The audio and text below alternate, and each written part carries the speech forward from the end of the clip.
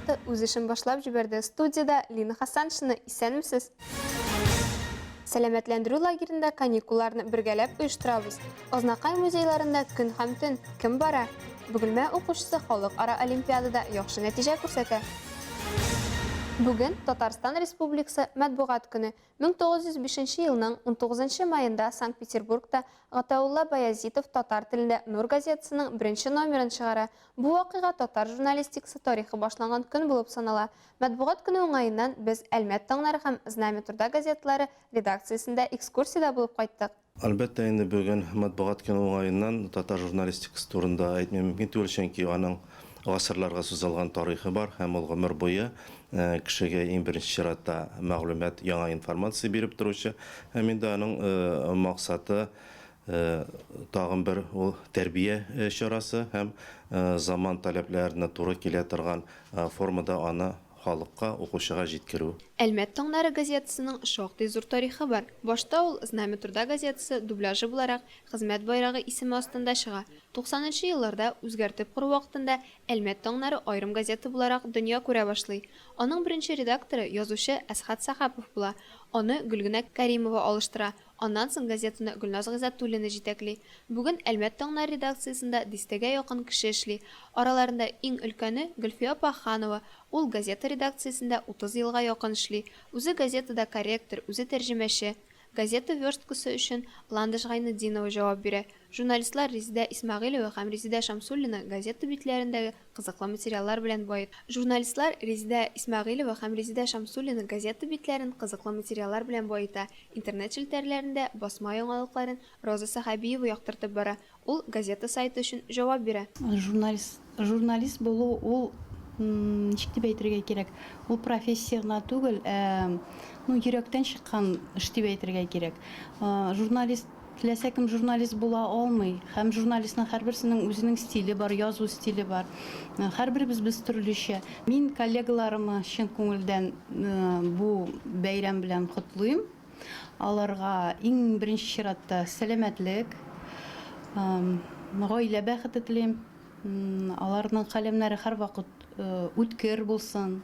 Алар һәрвакыт актуаль темаларны чагылдырып торсыннар, курыкмасыннар, проблемаларны күтәрсеннәр. Бүгенге көндә тираж мәсьәләсе Әлмәт таңнары өчен генә түгел, бөтен вакытлы мәгълүмат чарасы өчен авыр мәсьәлә ди Рафкат Шаһиев. Чөнки нигездә шушы социаль челтәрләр бик күп яңалыкларны ала, ләкин инде Әлмәт таңнары ул безнең район авыллары укучыларына юнәлгән. Шуңа күбрәк газетада авыл темасына, авыл яшьләре темасын һәм инде райондагы күренекле шәхесләр, шулай ук инде кызыклы материаллар бүгенге заман таләп итә торган киңәшләр бастырып чыгаралар. Минем эшем нәрсәдән тора? Ул менә 6 социаль челтәр бар име Әлмәт таңнарының. Менә шул социаль челтәрләрдә сәгать саен инде без яңалык куеп барабыз. Теге заман белән бер аякта атларга тырышабыз инде, халыкка кызык булсын өчен. Әлмәт халкыннан менә шундый кайтаваз булганда, алар безнең белән бергә булганда эшләүе дә рәхәт, кызык. Рәхмәт аларга аның өчен. Бинада утырып кына ниндидер вакытлы матбугатны тарату, газетага язуны башкарып булмый. Шуңа күрә безнең Әлмәт таңнары Знамя труда редакция хезмәткәрләре без бергәләп районнарга, авылларга чыгабыз, укучыларыбыз белән очрашу, аннан инде җирле авыл җирлеге башлыклары белән, мәдәният хезмәткәрләре белән очрашу үткәрәбез, ди Рафкат Ширяздан улы. Язлу компаниясе нигездә алар ярдәме белән бара. Безнең тагын альтернатив язлу да бар. Якынча газетаның ярты бәясе ди. Шушы альтернатив язлучыларга почта хезмәте аша түгел, хакимият бинасыннан авыл җирлеге башлыклары үзләре алып китә газетаны. Хөрмәтле коллегаларны, матбугат ветераннарын мен профессиональ бәйрәм белән чын күңелдән тәбрик итәм. Аларга иҗади уңышлар, гаиләләрендә бәхет, сәламәтлек телим. Әлбәттә, инде заман һәрвакыт үзгәреп тора һәм заман белән бергә атлый торган журналистлар, хезмәткәрләр булсын иде. Әлбәттә, инде ул дөнья булаштырылача була. Иң мөһиме ул сәламәтлек, күңел көрлеге һәм профессиональ үз югарылыгында иҗат итү. Барысында бәйрәм белән. Казанда татар теле һәм әдәбияты буенча 8нче халыкара олимпиада узды. Анда татар теле яратучы, Татарстан тарихы белән кызыксынучы 200-гә якын укучы катнашты. Җиңүчеләр рәтендә Бөгелмә кызы Айгын Әхәдова бар. Сюжетыбыз аның турында. Кызлар шатлыкларын яшерә алмый. Сыйныфташлары Ойгын Әхәдова татар теле һәм әдәбияты буенча 8-нче халыкара олимпиадада җиңеп чыккан. Туган теле Азәрбайҗан теле булса да, кыз татар теленнән беренчелекне яулаган. Укытучысы моны аның тырышлыгы белән бәйли. Тырышкан табар ташка кадак кагар. Бу мәкаль безнең Ойгын турында дип әйтә ул. 8-нче халыкара этаптан, олимпиададан чакыру килде. Башта Айгын бик куркып калды. Чөнки бу бик күп көч куюны сорый. Ләкин без менә утырып сөйләштек, ул тынычланды. Олимпиадада Рәсәйнең 153 төбәгеннән килгән укучылар катнаша. 28 чит илдәге укучы исә белемнәрен дистанцион форматта сынаган. 2 этаптан торган бәйге язма форматта һәм Татарстан безнең уртак йортыбыз дип исемләнгән проект эшен яклаудан торган. Республика Олимпиадасында бер кыз җиңүче булды. Мин аннан күрктем. Проект ише һәм бар иде. Анда мин хатын-кызларның әйберләре турында сөйләдем. Билбау, аннан сора Түбәтәй. Татар теле олимпиадасында алынган диплом лицейның быелгы уку елында алынган дипломнар сонында 28-нчесе. Шул рәвешле әлеге уку учреждениесе республиканың алдынгы укучылары күп булган мәктәпләр исемлегенең беренче дистәсенә керә. Мы можем похвастаться достижением. Без әле World Skills ярышындагы җиңү белән дә мактана алабыз. Региональ этапта 5 укучыбыз катнашты. Икесе финалга чыкты.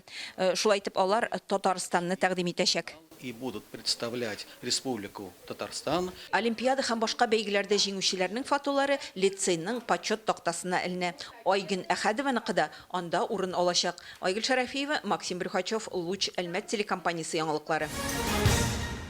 Уку елы тәмамлануга санаулы көннәр калып бара. Димәк, тиздән балалар өчен иң бәхетле көннәр җәйге каникул башлана. Мәктәп яшендәге балалар тәрбияләүче Әлмәт халкы каникуллар вакытында алар өчен тулы ял оештыруны өстен күрә. Тулырак Алсу Нуриева сюжетында. Сәламәтләндерү лагерьлары дигәндә иң беренче Татнефть балалар лагерьлары күз алдына килеп баса. Аларның саны 10. Моннан тыш әлбәттә муниципалитетларның сәламәтләндерү лагерьлары да бар. Татнефть лигасы иң беренче чиратта балаларның һәм хезмәт күрсәтү персоналының куркынычсызлыгы турында борчыла.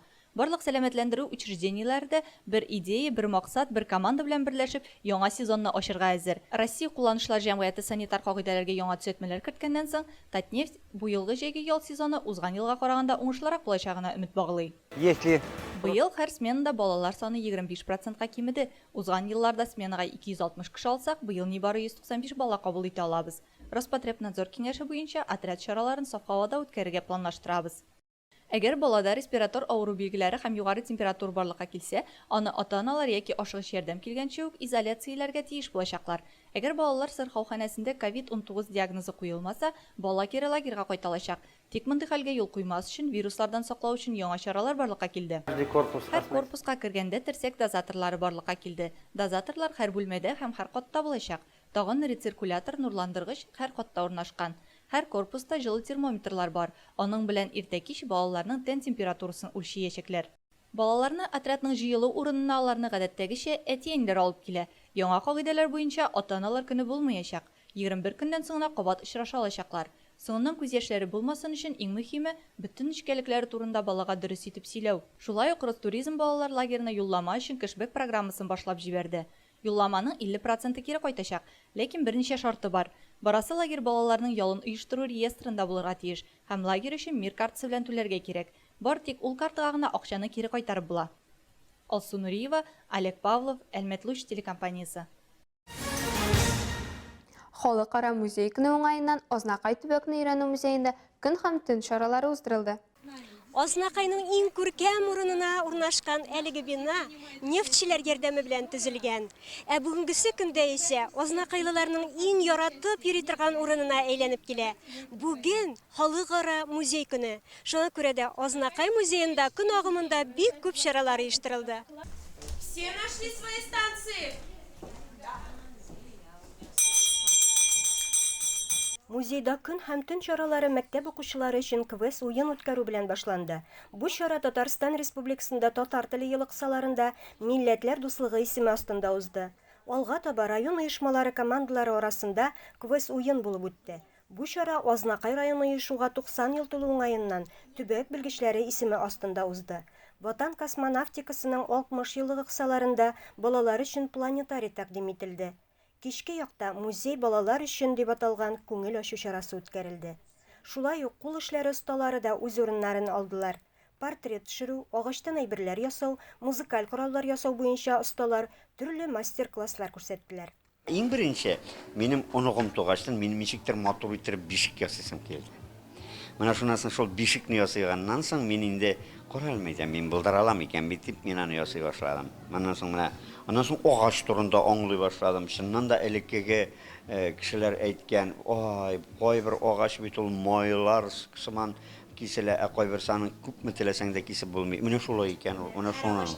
Һәр агачның үзенең, хәтта менә минем характерга кайбер көнне шундый матур итеп бер ясый килсә, ул каты агач булса да ясап була. Әгәр дә инде менә, кем кудыр кушты, менә булай итеп карыйм әлсәң ул агач. Я ясап барган кителеп китә ул бераз. Ясап булмый. Шуңа күрә мин менә бүген мине чакырдылар да, әйдә шундый музейда үзеңнең эшләреңне куя дип, менә шундый матур сандыгыма алып килдем. Менә шу сәгатьләремә алып килдем.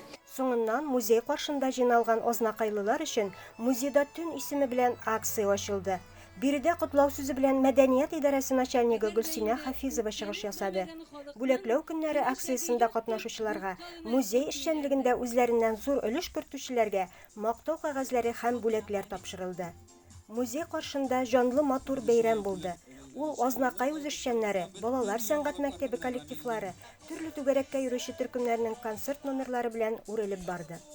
Һәм әлбәттә инде бар халык музейда төнге экскурсиядә булды. Жанландырылган экскурсия дип атала. Без монда инде һәрбер экспонатны дип әйтеген без хәтта менә җанлы итеп аларга күрсәтеп килгән кунакларыбызга без экскурсия ясап чыгабыз. Безнең инде музейда 5 экспозиция залы бар.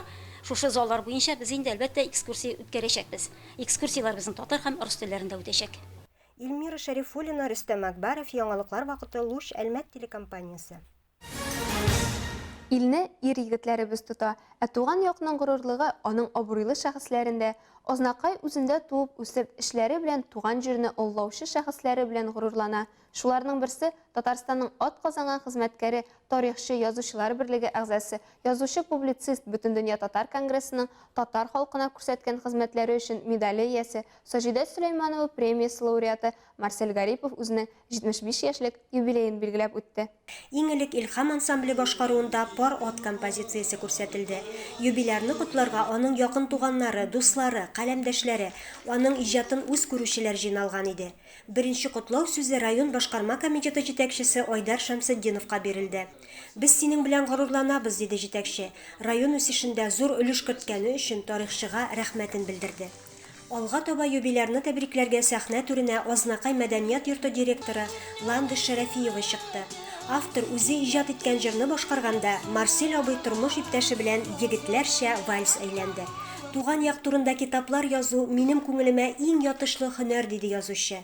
Мәңгелек мәхәббәт китабы белән ул әдәбият өлкәсенә таныла. Аны язучылар берлегенә алалар. Күп әсәрләре Мирсәй Гариф псевдонимы астында иҗат ителә. Лаеклы ялга чыккач Марсель Гарипов шәһәр һәм авыллар тарихын өйрәнеп, истабарлык эшен җәелдереп җибәрә. Азнакай турында дистәләгән китап аның катнашында, аның теләктәшлеге белән чыгарыла. Безгә хәтле тупланган материалларны тикшереп чыгабыз, архивларда казынабыз һәм халыкны җәлеп итәбез, чөнки төп авылның тарихы халык күңелендә һәм халык хәтерендә. Менә шуларны инде бөтен авылдагы белгән кешеләрне җыеп, без алардан яздыртабыз һәм үзебез дә архивларда эшләп һәрбер авылның тарихын инде саллы иттереп язарга тырышабыз. Чөнки менә безнең эшләү дәврендә күп авылларның әле билгеле булмаган тарихларында ачабыз. Андый әйберләрдә килеп чыга. Һәм һәрбер китапта ниндидер бер үзенчәлекле тарих һәм үзенчәлекле язмалар була. Тарихчы зур китап чыгаруда Татнефтьнең Мәскәүдәге вәкиле Азат Ягъфаровның ярдәмен ассызыклап үтте. Җирлегебез тарихы турында басмалар 2019 елда Бөтендөнья конгрессы бинасында киң җәмәгатьчелеккә тәкъдим ителде. Тарихчы галимнәр әлеге китапларга югары бәя биреп, азнакайлыларның әлеге өлкәдә эшчәнлеге башка районнарга да үрнәк булып торуын әйттеләр. Алга таба нинди планнарыгыз бар дигән сорауга Марсель Гарипов олы эшләр авылларның яшәешен язу, һәр авылның тарихы язылсын иде, дип җавап бирде. Әле юбилярның языла башлаган романы да дөнья күрәсе бар икән. Илмира Шәрифуллина, Рөстәм Әкбәров, Яңалыклар вакыты, Луч Әлмәт телекомпаниясе. Бу сезгә җиткерәсе соңгы мәгълүматыбыз иде. Мин Лина Хасаншина һәм монтажер Илдар Гимаев сезнең белән сау булашабыз. Игътибарыгыз өчен рәхмәт.